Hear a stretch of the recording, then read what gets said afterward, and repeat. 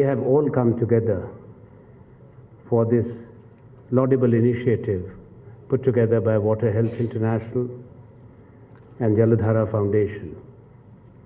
It is for their benefit. It is for the benefit of those who have been left out when we talk of how technology and development has reached over 6 billion people all over the globe. And to do it in India, what you are proposing to do elsewhere in the world, across continents, in Africa, Asia, South America, is truly commendable. This water, as we know in any language, is the elixir of life. And even the human body per se contains most of what we have is water. The planet Earth, primarily because oceans included, most part of what we have on this planet is water. The rest what is habitated by human beings, 6 billion plus. And you have come to a country which represents 17% of the world's population. 19% of the world's children live in India. But water is something where we are not endowed well or blessed well. It's Asia as a whole. When you look at South America, when you look at Russia, when you look at Canada, look at America, and look at Asia. And look at what the projections are for the threatened areas when it comes to availability of water, safe or otherwise, access to water. Asia is one of the poorest. So a country with 17% has only 4% of the fresh water reserves of the world. That's a matter of concern.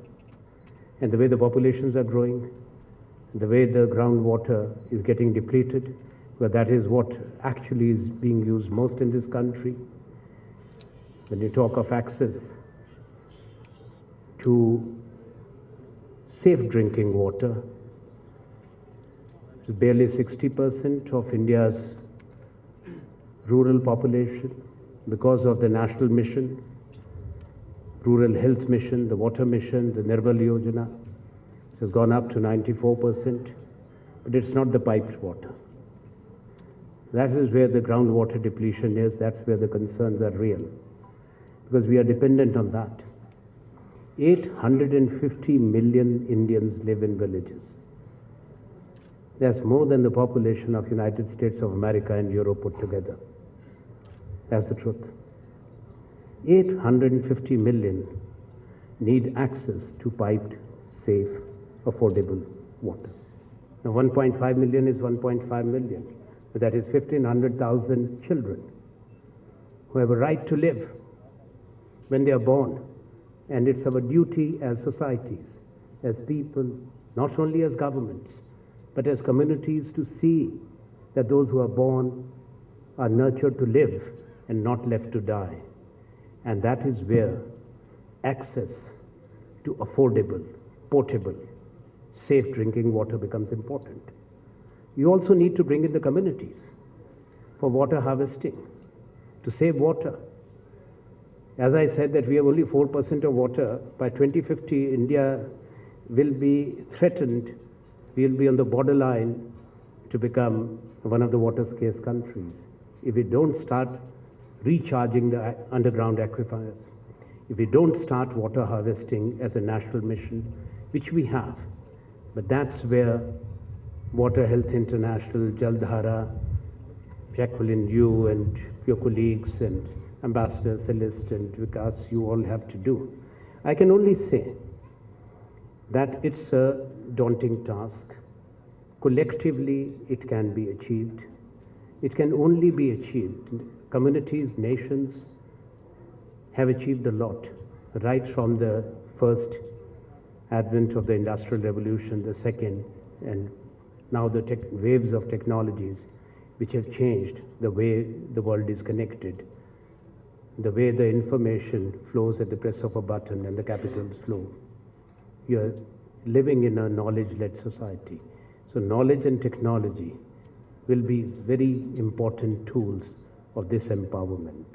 Bringing in the technology, how to treat even the waste, the sewage, that is directly connected.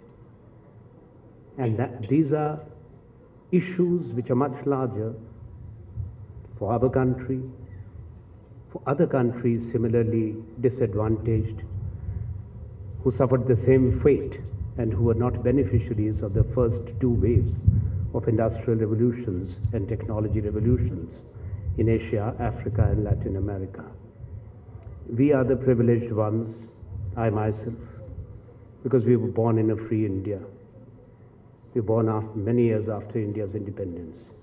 But we look at our future, and the future of any society, the real stakeholders are the children, the sons and daughters, and that is where we must dedicate our work to. I thank you.